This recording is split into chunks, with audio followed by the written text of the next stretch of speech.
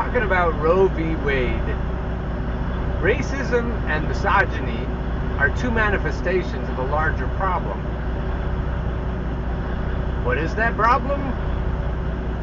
Of the 100 most powerful entities in the world, 71 of them are corporations, not countries. As we go down the road today, and as we're stopped, we should be stopped for a while when we're unloading, we'll unpack the idea of corporations ruling the world and what that means with regards to racism and misogyny in particular. But a bigger problem is the economic division between the haves and the have-nots, between the comfy Uber Eats people who called to get their Uber Eats delivered and the essential workers who make sure they get them. What's all this?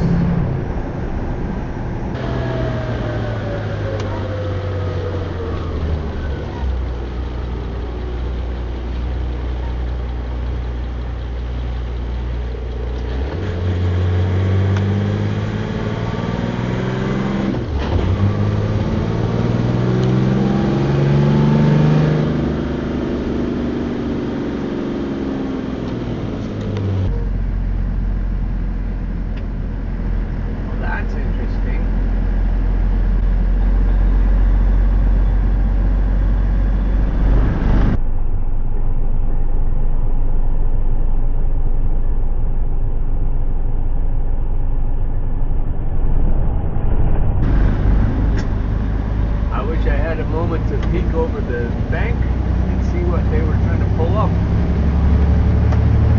Looks like Gotham City, looking at New York across the river.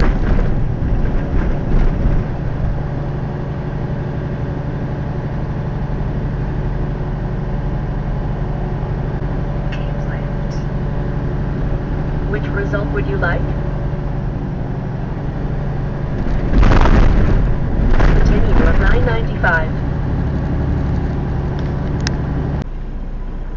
So what do you think of this?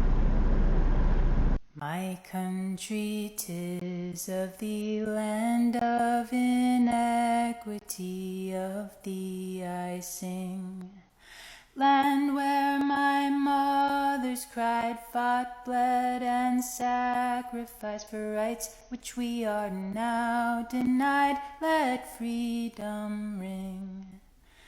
Land of dystopia, religious myopia, I mourn for thee. Behind dusty oaken doors, 6-robed dinosaurs conspire to wage a holy war over our bodies. But the true bell of liberty, she does not mute easily, long may she ring. Her echoes will amplify, marching till morning light, all genders side by side, till freedom rings. That true bell of liberty she's talking about, I want to hear that ring. We've got a lot of problems right now, and we don't really know what they are. We're running around like chickens with our heads cut off, and we aren't yelling at the right people. It's not like the people we're yelling at are good people or anything, but let's think about this step by step. Our patronizing, patriarchal country is rooted in misogyny and racism and economic injustice. It started out that way. Great country though it is, it has never been anything other than rooted in patriarchal bullshit. So we've got white men to blame. So the people that are screaming their heads off now about Roe v. Wade are right to blame white men. But are we blaming the white men who will have the power to fix it. Most of the white men have their heads too far up their butts to even know who has the power to fix it, let alone fix it themselves. So you're shit out of luck if you think you're going to get us to do it. Even if we know what to do, even if we were enlightened to the point where we knew exactly what to do, we can't do it. But we don't know what to do. If you look around at the typical white male that you know, he doesn't know what to do. Whether he agrees with you or not, he doesn't know how to fix it. And truth is, there isn't any fixing it without all of us, of every stripe, pulling together. We need to cooperate, and we need to figure out who has the power and who doesn't. So while it may feel good to argue with Uncle Asshole at Thanksgiving dinner about this stuff, you're not going to get anything done that way. You just might feel a little bit better. So let's start with patriarchy. Let's start with misogyny. This singer on TikTok has another song that she sings that is a cover of Pete Seeger's sister singing about wage inequity 50 years ago, 1972.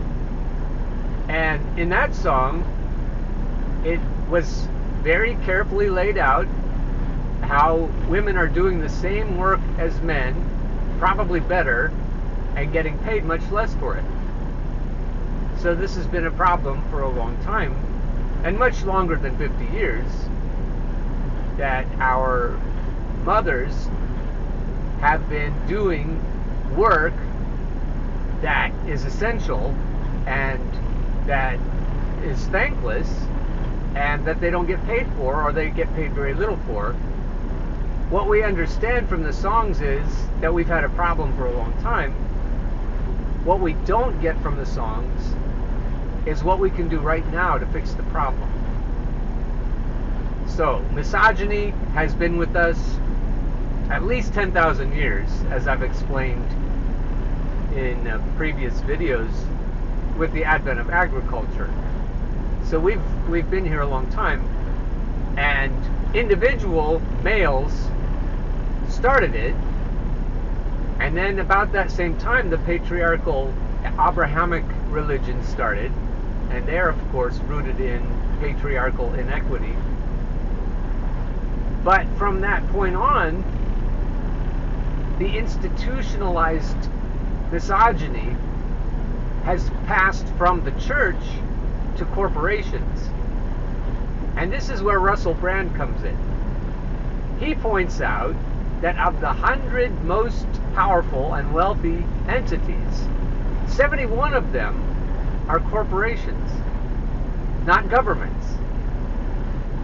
So you've got people calling the shots who aren't beholden to anybody but themselves. Now we can look at Dick's Sporting Goods. They recently said they'd pay $4,000 plus if any of their employees needed an abortion and had to travel to another state to get it.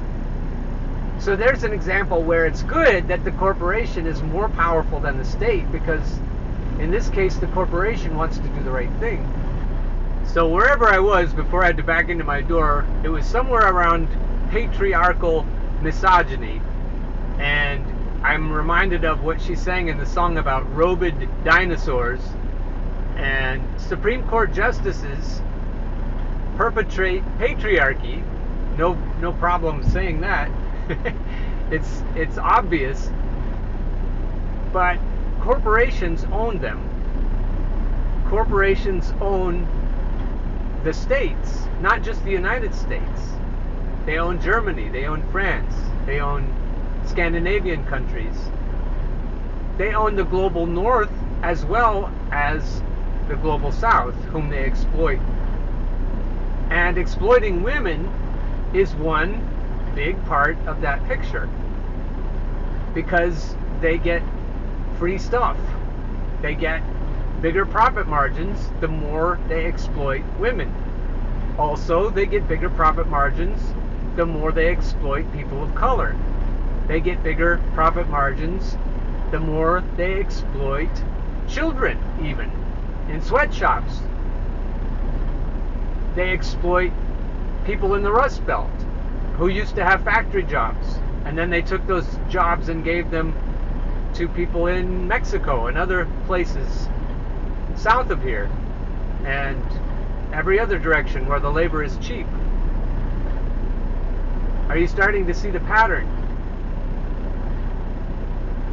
While all men may have a problem with misogyny, not all of the men have the same amount of power. So if we're ever going to fix it, we have to have enough of us who understand the problem go to the people who can actually solve the problem. And we either need to kill them, I'm serious, or leverage them, because as Frederick Douglass said, power concedes nothing without a demand. It never has, it never will. So not only do we have to know what the problem is, we have to know who the problem is. We have to know where to go to get in touch with the people who actually have their hands on power. And then we have to force them to change things. Yes, we need to prioritize women's rights and make sure that women are paid equally, fairly, or more. They need to be paid more, probably, because they're probably more competent and certainly more wise. But I'm not just sucking up either. I really think the world would be much better off with women.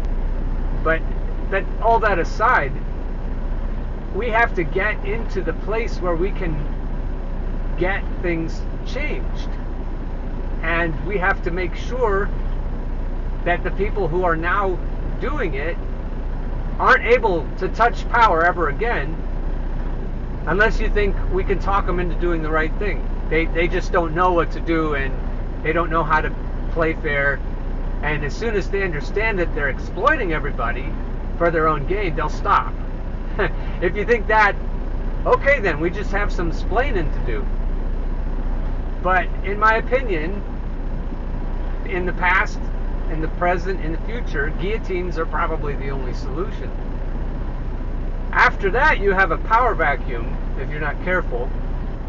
And, well, you do. You have a power vacuum. And into that vacuum, we have to have a kind of system already thought out that won't allow a few people who want to exploit everyone else to get their hands back on the reins again. We need to keep a system going perpetually that doesn't allow the state we're in right now. So look at who else is being exploited. Women, especially women of color, and people of color, people who live in the global south. Think about Ollie North and the Iran-Contra scandal, if you're old enough. Remember about how cocaine was traded for arms. Think about how the U.S. has been up to its elbows in corruption and deceit in Central and South America for a long, long time. We've got to figure out what to do to help everyone who has been and is being exploited. So women, we can start with women, we can start with people of color, either one. We can start with LGBTQ people. We can start with trans people. We can start wherever you want. We can start with whoever's being exploited the most. Or, and here's my idea, we can get everybody who's being exploited, which is the bottom 99.9% probably, and we can admit that the exploitation isn't distributed evenly. Some people have much more privilege than the others, And if you think about the comfy liberals who gave us Joe Biden, who is a corporate warmonger, racist rapist, is because they figured that was better than the alternative, doubtless, but we still elected somebody who is very exploitative in his personal life as well as in his public corporate life. Why did we do that? I submit it's because we are so comfy that we figured we would keep going along just fine. The people who order their Uber Eats and expect essential workers to deliver them and complain if it's late, the comfy people are being exploited too, but they are complicit because they think they can vote for the right people, and those people will appoint the right Supreme Court justices and will solve our problems by electing the right people.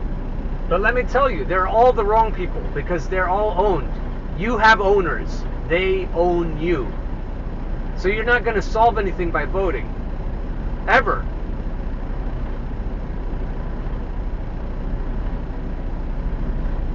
You may end up with a system where voting is a part of a system that works. But you're going to need a system that doesn't just have representatives, but actually lets the will of the people, allows the will of the people to decide things. And the last thing your representatives want is for your will to decide anything. They are owned lock, stock, and barrel by corporations. And while Dick's Sporting Goods is an example of someone who's willing to do the right thing, let's hope it's not just posturing. Most corporations are as patriarchal as most governments, and as racist, and as transphobic or homophobic or exploitative of indigenous people. Don't want to leave them out. Our great country is founded on the exploitation of indigenous people. So for your friends who say we have the greatest country, it's the wealthiest, but for that reason you can make a pretty strong case that it's the most exploitative ever. And all of us need to realize that most of what the corporate news media tell us is to keep us fighting with each other instead of going right to the source of the problem. There are just a handful of people who control the media, and a handful of old families, old money, old corporations, and new powerful corporate forces like Bezos and Zuckerberg and Elon Musk and such. They have inordinate amounts of power. If you think about our representative government, lobbying by corporations gets a lot more done than any voting will ever do. So the way it works now, we're going to have to change the structure. We're going to have to change the entire system and make it represent the will of the people. We need wise people to have more say in things, maybe, but then you end up with a meritocracy problem. We need, if we have wise people who are wiser than the rest of us running things, they need to care about everybody. And right now, shareholders and their interests and owners in general are what rule everything, what rule all of us. So we go back to the SCOTUS atrocity, and then we say, okay, this is exploiting women, this is exploiting them economically. If you trace everything back, And everything, all the exploitation has economic roots. The military-industrial complex is all about making money. You can go back to Henry Ford manufacturing trucks for the Germans as well as for the Allies. And you go throughout history. The point of war is to make money for a few people. But the point of corporations is to make money for a few people and exploit the masses. So if women are notably being exploited right now, and they are, we need to all work together to put them on a better financial footing.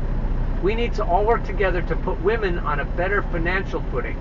Because, let's face it, going forward, wealthy people won't have as much trouble getting access to abortions as poor people. A lot of us know that the war on drugs was a war on poor people.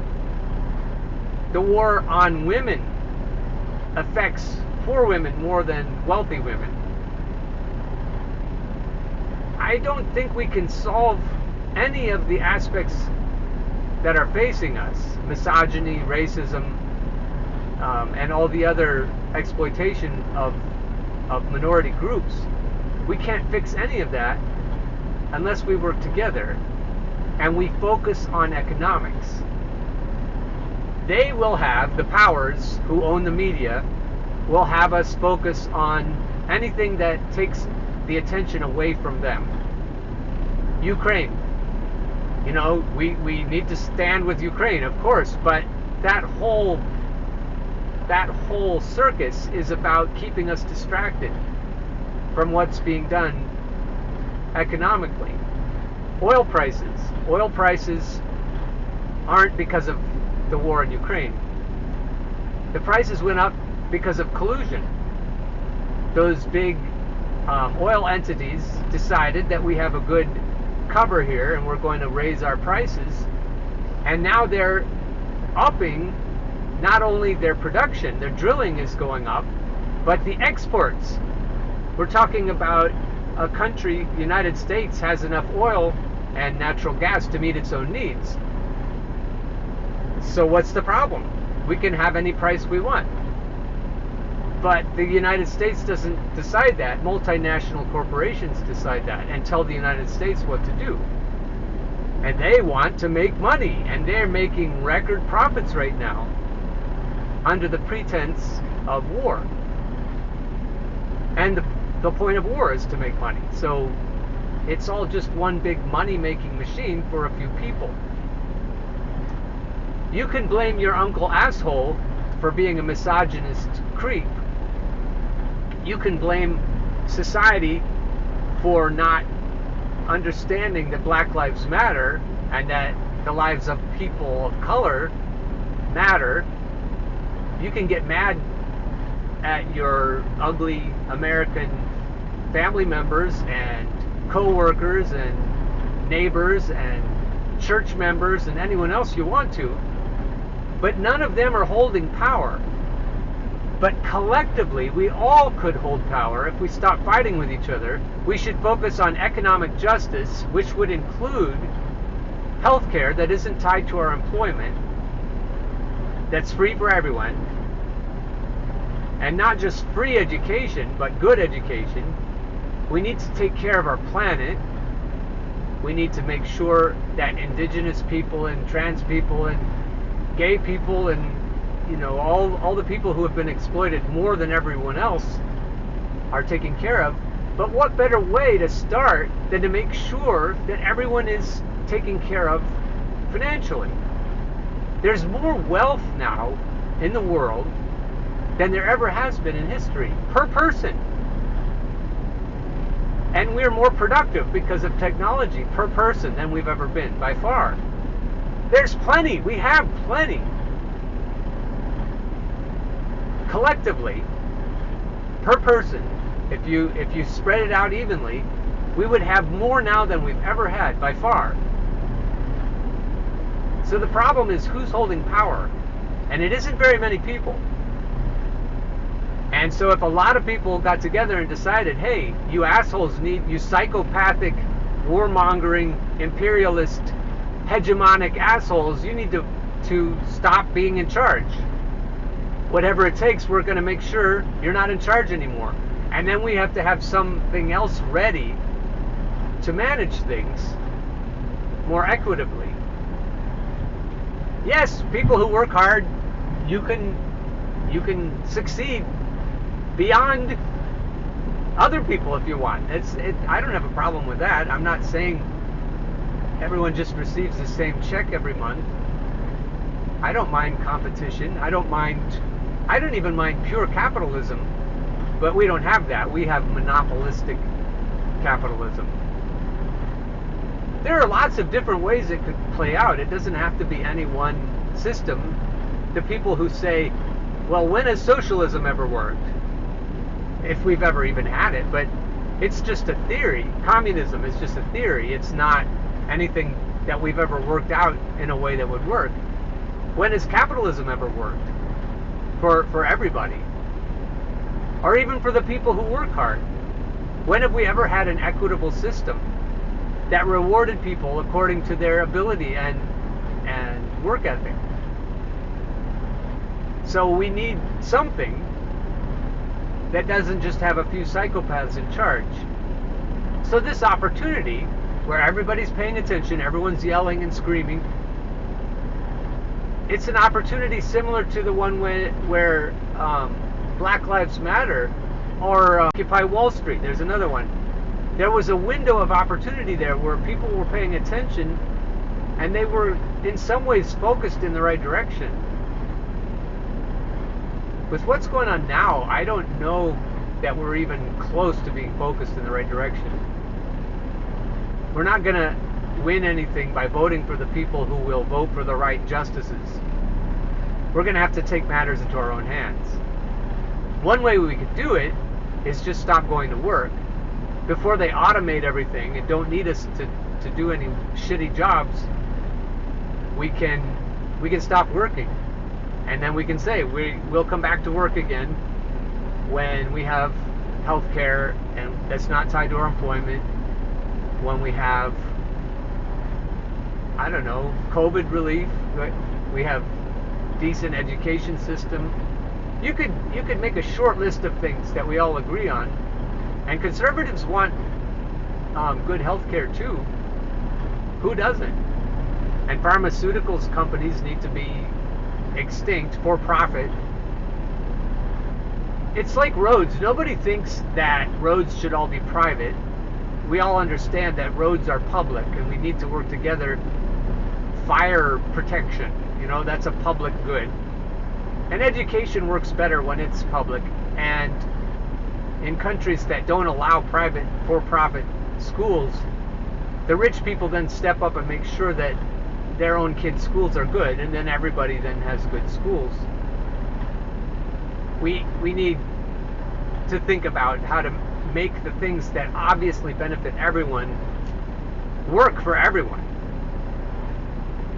You can't make everything privatized.